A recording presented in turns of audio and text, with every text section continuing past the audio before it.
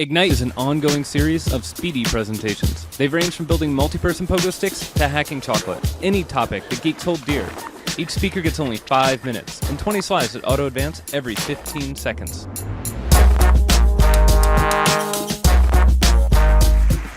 Only one word is forbidden in our home.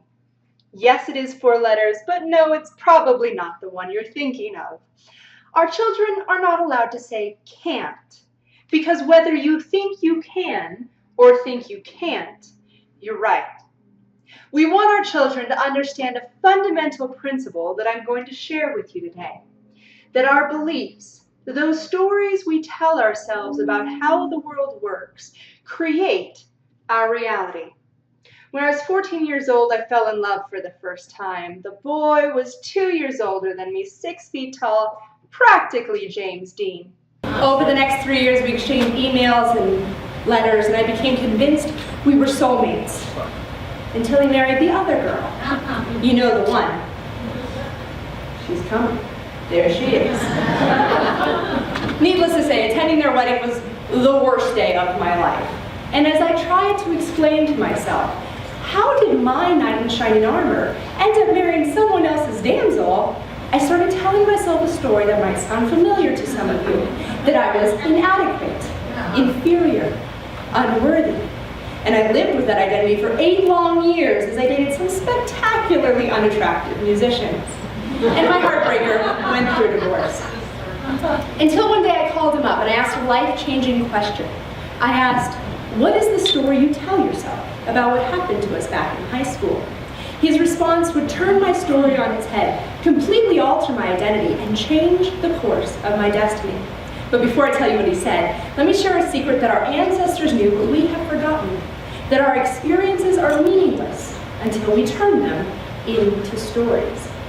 It all starts with perception. Now, perception is the great weakness of the human species. Eagles can see 8 times farther. Cats hear 2 octaves higher, and rats smell 3 times better than your average human being. So it's better to think of our sensory experiences as stars in the sky, tiny pinpricks of understanding in a vast sea of unknowing. So what do? We connect the dots, of course. We turn stars into constellations. We turn experiences into stories. Our stories are our interpretation of our perceptions. Stories are our answer to the question, what did that mean? Then comes the thing that we're best at. We codify our stories into belief systems. Now, beliefs are very valuable. They allow us to take in information very quickly, sort it, process it, and make it useful. They do so by creating a series of filters, glasses, if you will, through which we see the world. These are our expectations. Our expectations so effectively filter our perception that eyewitness testimony is considered one of the least reliable sources of evidence in a trial. So back to my heartbreaker.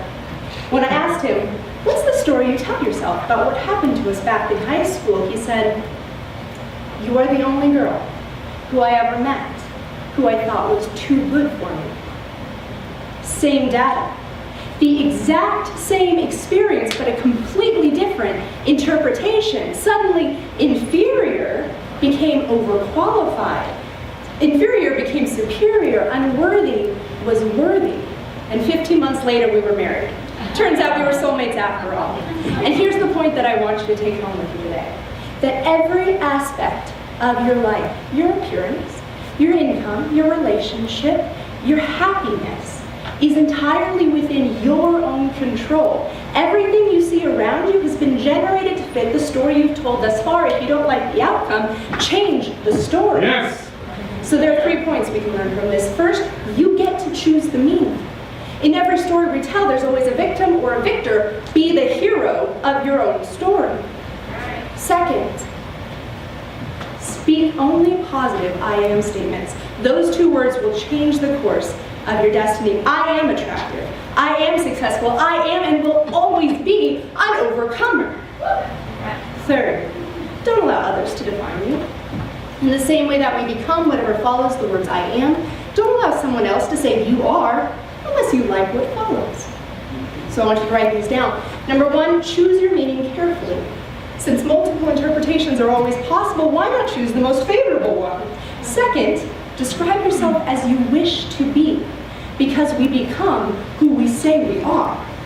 And third, surround yourself with people who see you as you truly are, because you are more powerful than you can imagine. You are the spitting image of a God who created the world through a word. You are loved, and you are worthy of that love. Whether you think you can or think you can't, you're right.